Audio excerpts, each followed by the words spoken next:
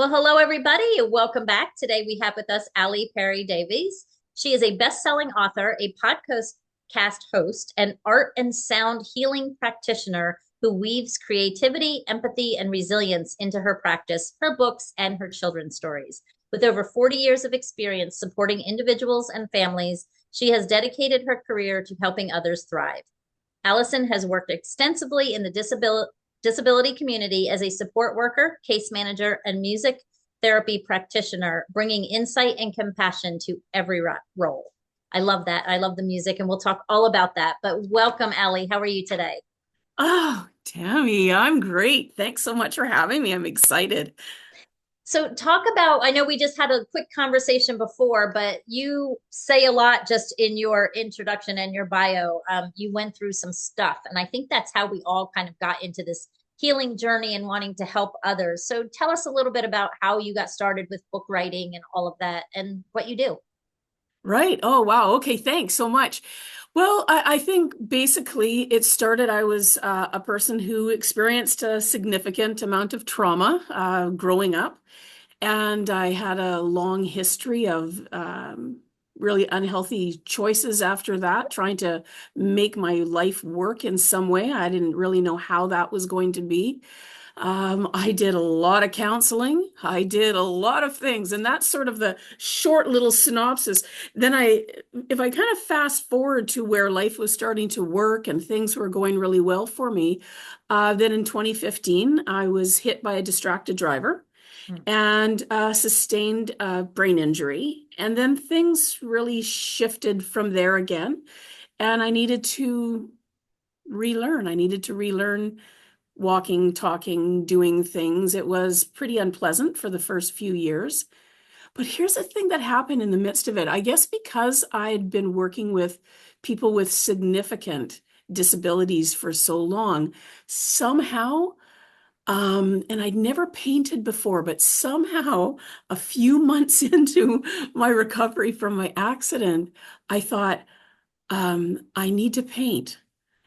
And that's what I started to do. And I started, and literally, I could only paint for like 30 to 45 seconds at a time at first, because it was just all, trying to hold the Hmm. brush, trying to figure it out. It was just all too much for me.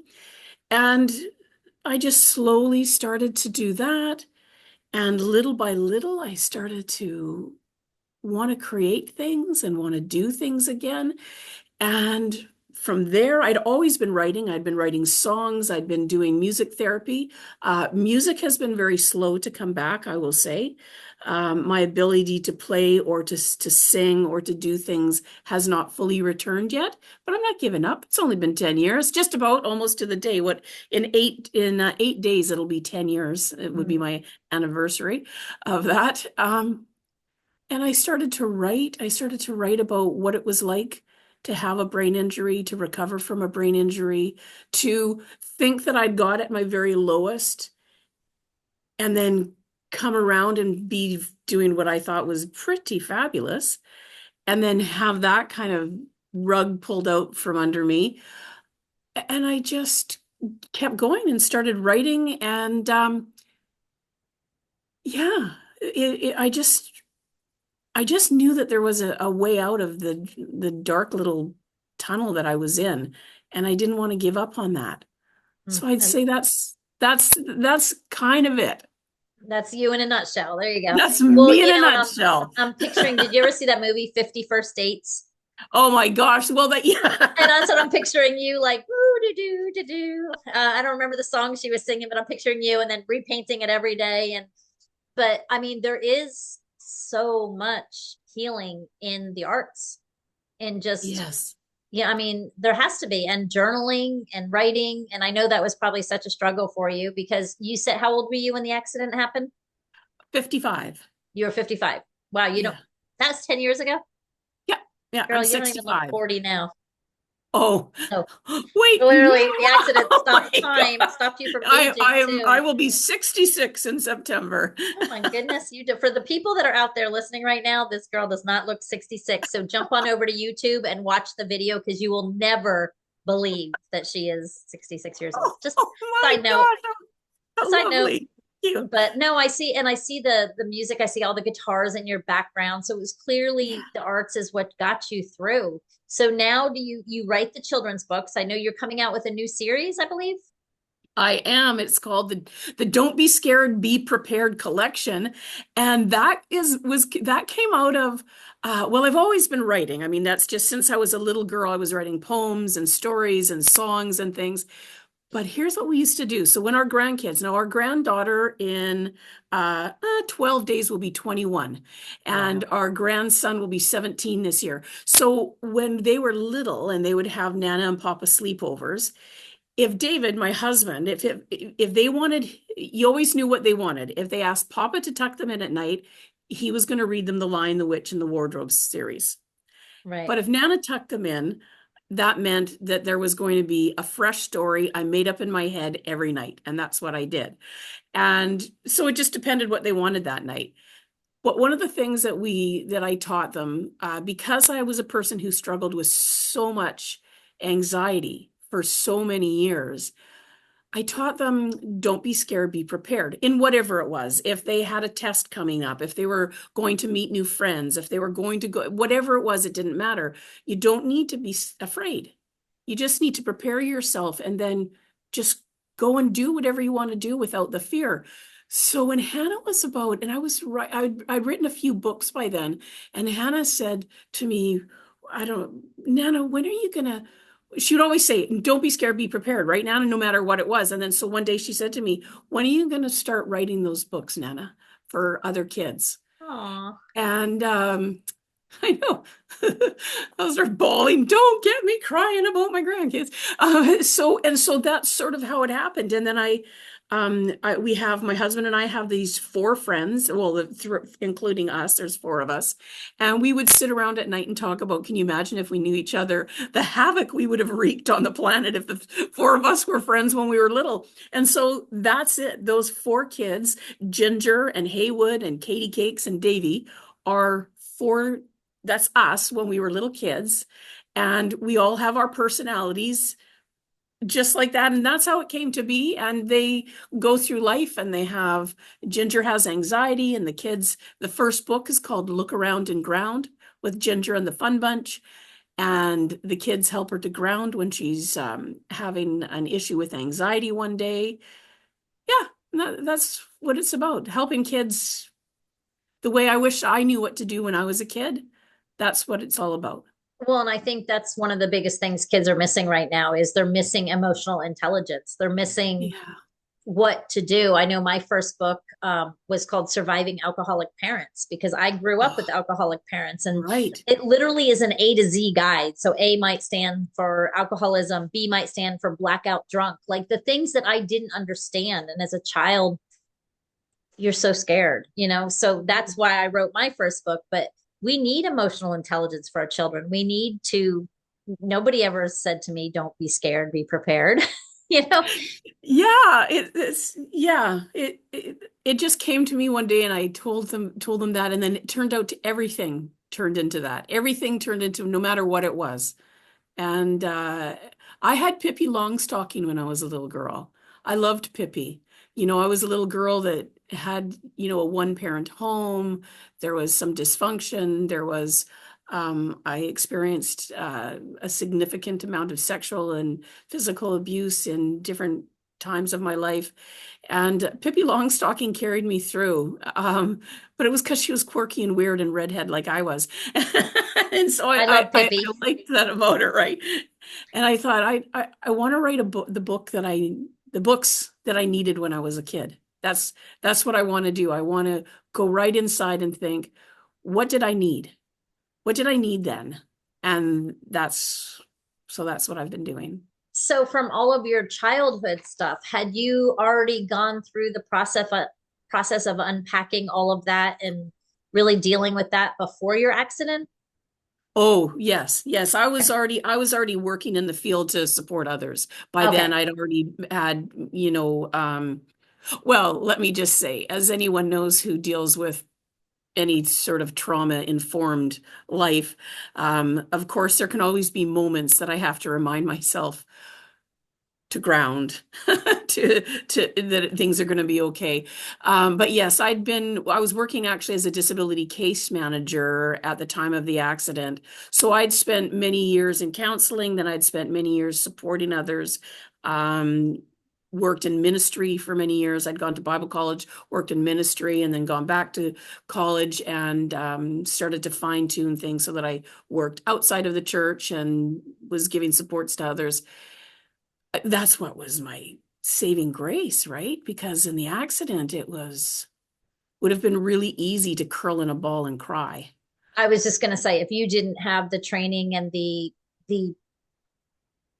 I don't know, the drive towards resilience anyway, after helping all these children, teaching them how to be resilient, how to bounce back, how to take what life gives you in adversity and thriving from it. Yeah, I can see how an accident like that would have been very easy if you were still what I call like pre-trauma healing. If you were, Yeah, yeah, it would have been probably way more devastating. And you, yeah. I believe that. So what was so was it your granddaughter you said that inspired the series, but you always had it kind of in the back of your mind? I'm excited to read this series. Oh, thanks. So So it's yeah, Hannah was I mean, there were so many things. I with grandkids, such a great chance when you have grandkids to do it right. You know, you know so much more, right? I mean, when my kids were little, I was a very young mom, and when my kids were little, I was still figuring it out. And so when I think of it, though, I was a very young Nana too, because I was in my mid 40s when my first grandchild was born. And so we got to do all kinds of things together and travel, take the kids on trips with us and do stuff. And so when the kids had any anxieties, I thought there's a couple of ways I can handle this. I didn't want to ever just say, don't be afraid, as in just shut your feelings off. Rather, I saw that there was an opportunity here to offer them another way. So, okay, feel the feelings, whatever it is, but let's unpack why. So, what is it exactly that we're afraid of? And how might we handle that differently? How might we look at that differently? This is what's going on, or this is what it feels like is going on. Because mhm. that's a whole other thing. That's in my Right. the Ginger and the Fun Bunch and the Imagination Boots. That's one of the books in the collection that teaches kids about how awesome our imaginations are. But it's what we do with our imagination, because our imagination can take us to grand and glorious places. It can But it can also also take be us to deep dark places. That's right. And so Yes. I talk very openly, but it's for 4 to 7 year olds. So it's cute and it's Yeah. light and it's said in a way that kids nothing I ever write about is ever going to re-traumatize anybody. That's the Right. other thing that I'm really clear on.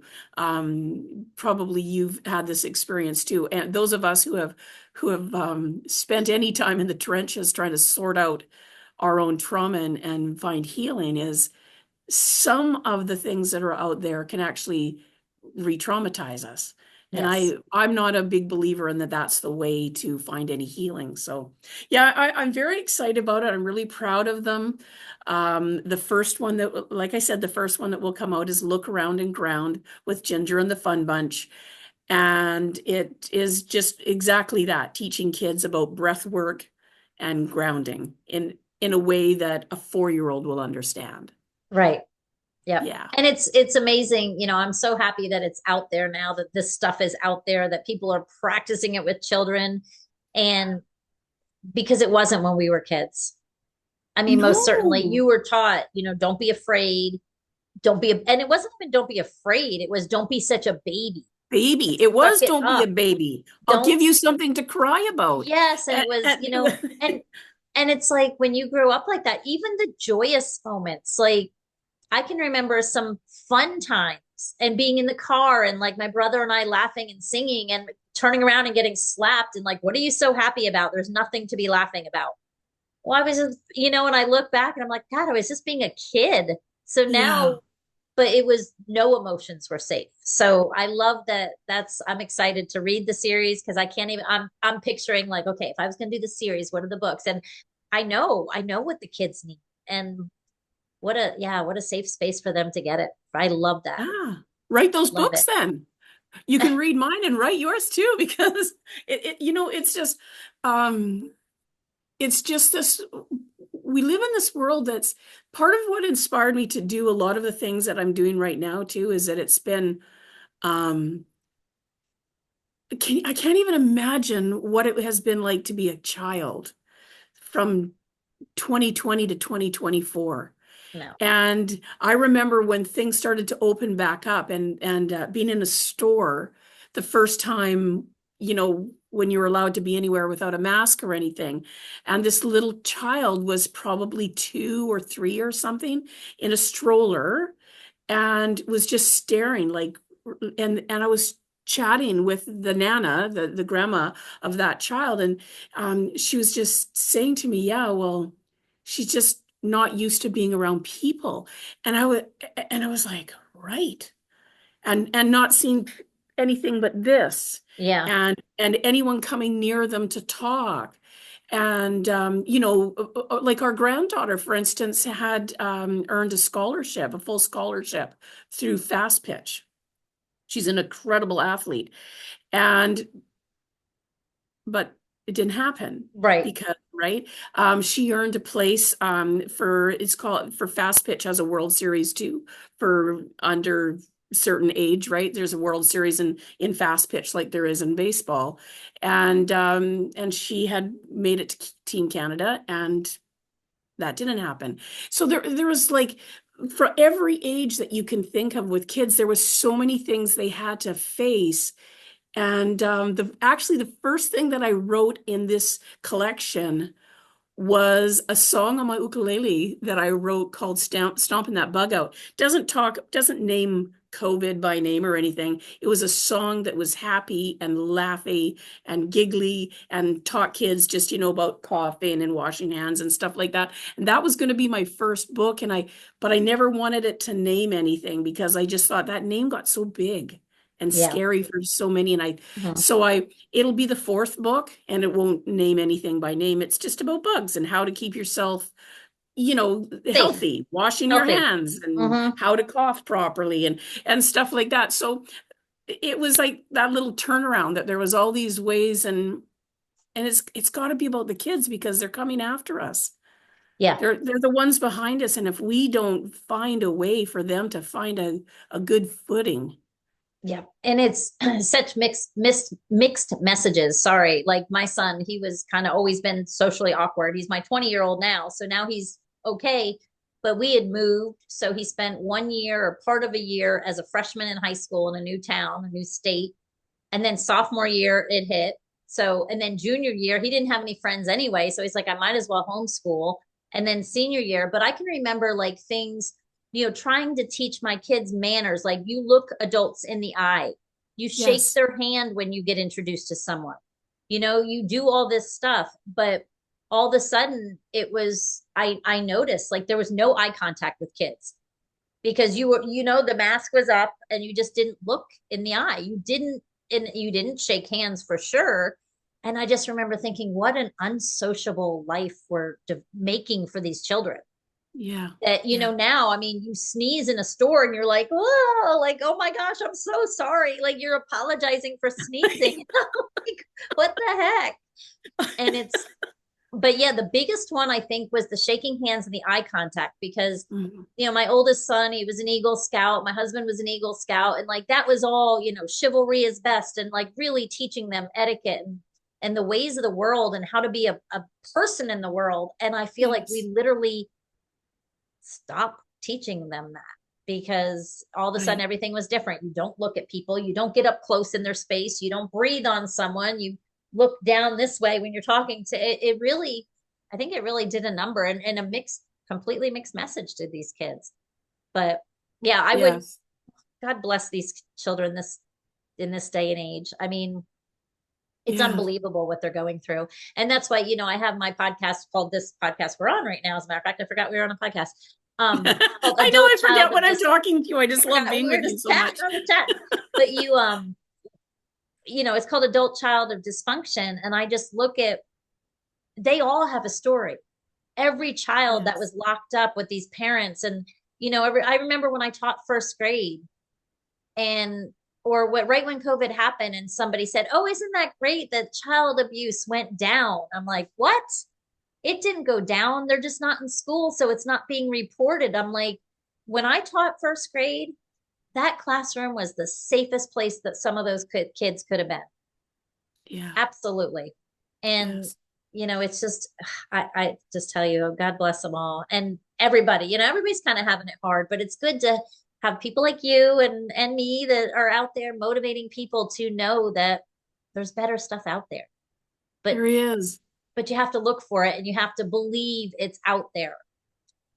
And if it isn't out there, go create it. Go You create know, it. it's the other thing for me. It's like if, okay, I don't know. I try to look for things, and if I can't find them, then I think I don't, it's just how I'm wired. And I get that not everybody is wired that way.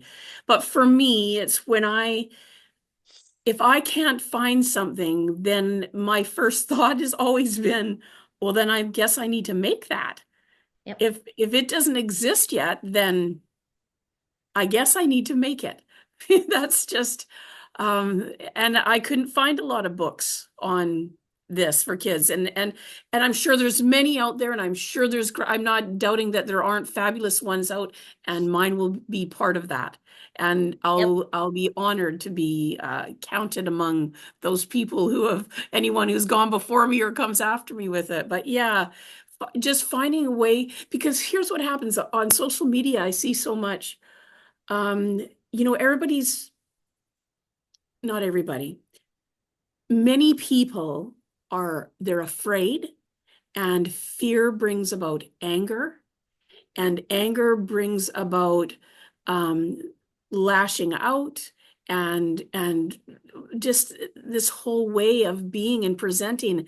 And I thought, how do I walk with integrity and honesty and in the opposite spirit of that?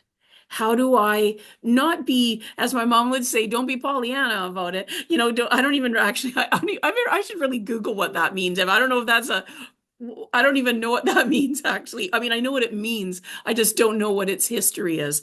It's not that I don't see that there is unkindness or that there is things happening in the world that maybe should not be happening. It's just, I believe so strongly in uh, what I think and how I speak, that there is power and there's energetic power in that. And so instead of me saying, um, oh, what a mess, I would rather be saying and doing, let's clean up. Like Yeah. that's Yes. just the easiest way, Yeah. if that makes sense. Yeah, no, and it makes total sense. And somebody was on one of my episodes just a couple weeks ago and put it perfectly. We all have this massive amount of energy, and we're all energy. So you're either Yes. putting positive energy into the world, and people are absorbing that positive energy and becoming positive around you, or you have an energy deficit and you are sucking the life and sucking the energy out of somewhere to get your Yes. own energy. So there's only two things you can do. So in every interaction, do I want to be putting positive into the world, or do I want to be sucking it out of the world? And Exactly. you have to want to now. And believe me, especially for the people out there that are going, I don't have anything, I don't have this, I don't have that, you have to dig deep and Yeah. find it. You have to.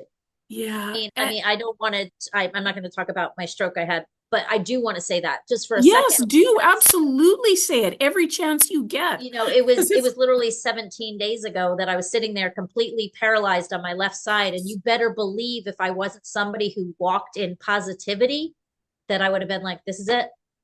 I went, and no, that was not my talk. I did not give up. I was 100% positive. Like, I'm thankful that I can get to the hospital. I'm thankful for this. I'm thankful for that, because your energy. And I felt like, but there was a time in my life where I wouldn't have been like that. And I would have right. brought that negativity into me. And I truly believe I wouldn't have healed. I Yeah. don't, you know? Or it would have been a really long process, or it would have Mhm. looked differently, or, and I was going to say this. So two things I don't want to forget to say. Which one will I say first? Okay, so I wanted to say directly to the listeners.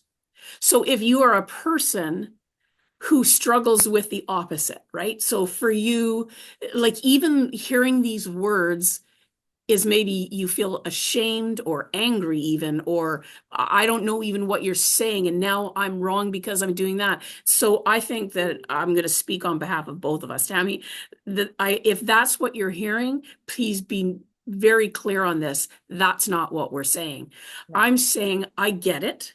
I get what it's like to be terrified. I get what it's like to not have resources. I get that there can be times in your life when it is going to be so hard. So if you have no other energy in you and you have no other thing here, this all I want you to remember is just reach out, whether that's whatever you believe in, a Mm-hmm. God, well, I don't, however this works for you, right? Is just, I don't know how, please show me.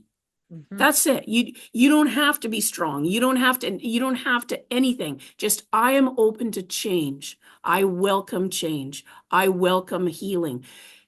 Is even if that sounds like, are you kidding me? No, I'm not kidding. That's honestly and truly just be open. You don't have to figure it out yet. But none of that, just do that. And that sort of, and what that tags off of for me is that I created a course like 20 years ago, and at that time I was in church, and I led a prophetic team, and it was all on hearing and listening and visions and dreams and things like that. Over the years, as I have changed and evolved and learned other things, I developed a course that's called When I Look at You, I See.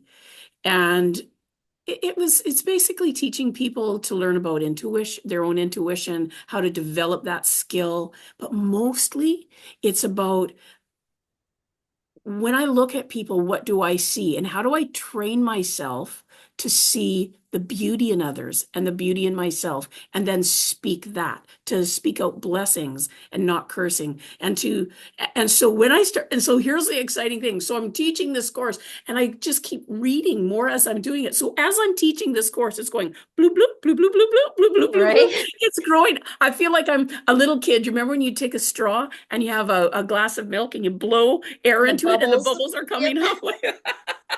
That's what the course is turning into, and I'm so excited about it. So I'm kind of like by the third time through, it's going to be even better. But it's all about that. It's about we have energy. Our bodies, we are energy, but our words are energy, and our mind is energy, and what we think is energy. It's really exciting. Anyway, so I spun off away from my books onto my course, but You're we were fine. kind of going there, and there's just always hope.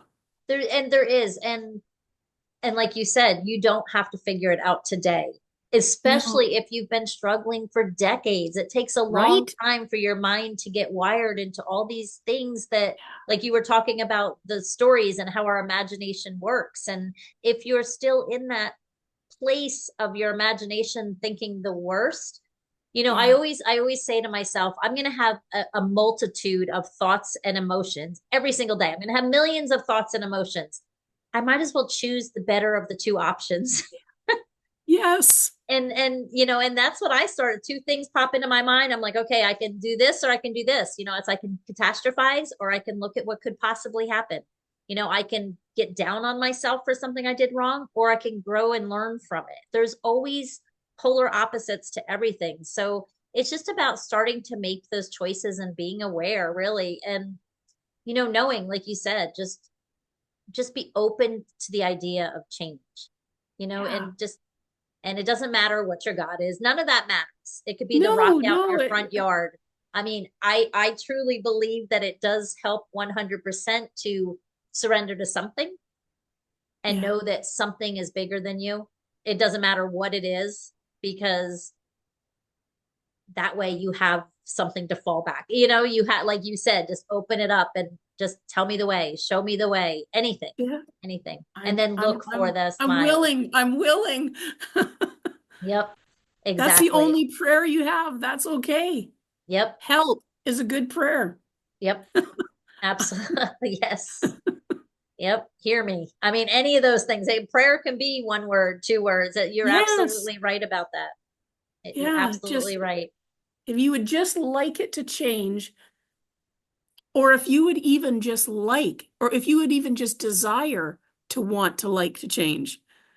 Like that's how far down this goes. When everyone else in the world was wrong and I was just this wounded mess of a person who was in pain and aching and just angry and uh, didn't see that I needed help. I just thought the rest of the world needed to just go away and die or something. Just somewhere, well, we had a very horrible event happen in our family, and through that, that was many years ago, but through that, a shift came and I became willing to be willing. Yep. And once that shift comes and you're willing to be willing, then you start looking at the hope in different situations. You start listening to a podcast like this and you Yes. the self, I don't want to say loathing, but yeah, there's a lot of us out there that are still self-loathing, and the self-pity, it looks to the smiles on the screen and going, wow, both those women went through some terrible shit and they're both Yeah. smiling. Like, Yeah. you know, I don't know how many people have said to me over my lifetime, I don't know how you're still here. Well, I do, because I didn't want to be somewhere else. Like, I beats the Yeah. alternative. So I Yes. found a way. I found a way. Yes, the normal Yeah. person. Like, I didn't want to be a statistic. I didn't want to be that. And yes, Oh my although it gosh. was so hard sometimes, I found Yeah. a way, you know? Yeah. And I talk about this all the time. And I think I end almost every podcast with this, but every step you take towards a happier you is a blessing to you. You know, it Yeah. really is every step forward, every step. So, wow, I could talk to you literally for hours and hours and hours, and I know, but um, if people want to reach out, so how do they work with you right now, or books, or how do you get out there in the world? Like, where do they go? Oh, Alleyway Art, ALIWAYART is the easiest way to find me. That's Facebook. My alleywayart.com is my website. Alleywayart@gmail is my email. So anything Alleyway Art, you'll find me. Okay, You'll be able to find me. and I'll put the links. I'll put whatever links you want me to do in the show notes, because I want people to be able to find you. And we Yes, will, that'd maybe be when your great. first book launches, when are you thinking the first book is going to launch for your series? Of the children's collection, in about 2 weeks, I think. There was just a glitch they needed to fix, or it would be now. But yeah, in about 2 weeks. Okay, so we will make sure that everybody goes out on my email list, or whatever we do to help spread the word about the book. I think it's going to be an Thank you. amazing series. Thanks. Allie, thank you so much for coming on. Oh, Tammy, well, I could just sit around and talk to you all day, but I guess we both have things to do at some point. But thank you for having me because you're a very inspiring human being, and I like being around inspiring human beings. Well, you as well, my friend. So before you leave, though, I'm going to let you leave the listeners with some words of wisdom from Allie. What can Uh, you tell them? Just give them something. I mean, everything you've said has been a golden nugget and positivity that can follow them into the day, but just one last word of wisdom or something. hmm, hope. There is always, always hope, and never forget that. Amen. Said perfectly well. So thank you again for coming on. I really appreciate it. And for everybody else out there listening, you heard it. There's always, always, always hope. Help your kids be very, very conscious of what comes through your mind and out of your mouth, because it is so, like she said, so, so powerful. And you can be a light to somebody that may need it for sure. Thank you. And you guys have a blessed week.